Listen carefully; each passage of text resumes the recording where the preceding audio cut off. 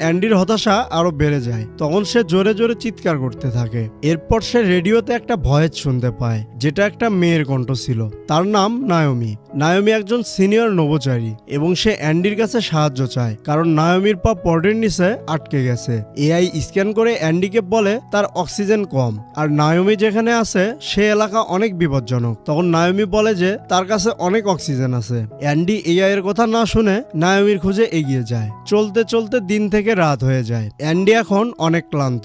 হঠাৎ পেছন থেকে ভয়ঙ্কর আওয়াজ শুনতে পায় অ্যান্ডি। সে পিছনে তাকায়, কিন্তু কাউকে দেখতে পায় না। তখন সে এআই কে চারপাশ স্ক্যান করতে বলে, কিন্তু এত অন্ধকারে এআই স্ক্যান করতে পারে না। অ্যান্ডি ভয়ে ভয়ে ভাবে এখানে হয়তো কোনো ভয়ঙ্কর জীবজন্তু রয়েছে, কিন্তু কিছু দেখতে না পেয়ে অ্যান্ডি ভাবে এটা হয়তো তার মনের ভুল। তাই সামনে এগিয়ে যেতে থাকে। সামনে যেতে যেতে সে কিছু জীবজন্তুর পায়ের ছাপ দেখতে পায় এবং সে ছাপগুলো অনুসরণ করে এগিয়ে যায়, আর সেখানে একটি বড় গর্ত দেখতে পায়। এটি দেখে ভয় পেয়ে যায় অ্যান্ডি। সাথে অ্যান্ডি নায়োমিকেও এই কথাগুলো বলতে থাকে। অ্যান্ডি এখান থেকে তাড়াতাড়ি সরে যেতে চায়। তখন এআই স্ক্যান করে বলে অ্যান্ডির সাথীরা আশেপাশে রয়েছে। তখন অ্যান্ডি জোরে জোরে ডাকতে থাকে, কিন্তু কোনো আওয়াজ পায় না। তখন সে বুঝতে পারে তার যে সঙ্গীগুলোকে জীবজন্তুরা খেয়ে ফেলেছে সেগুলোর সিগন্যাল পাওয়া গেছে হয়তো।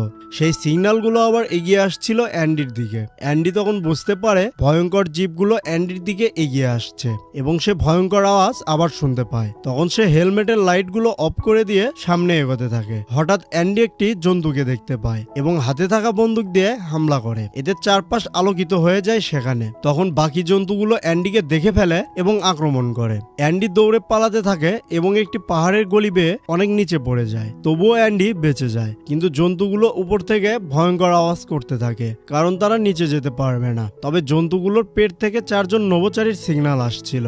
নিচে পড়ে যাওয়ার কারণে অ্যান্ডির স্যুটটি ফেটে যায় এবং সেখান থেকে অক্সিজেন লিক করছিল। তখন সে একটি স্প্রে দিয়ে স্যুটটি ঠিক করে নেয়। এদিকে অ্যান্ডি আবার নতুন করে রেডিওতে আরেকটা আওয়াজ শুনতে পায়। আওয়াজটা ডুইনের ছিল। ডুইন বেঁচে আছে, তবে সে অনেক বিপদে আছে, কারণ সে একটি জন্তুর সাথে লড়াই করছিল।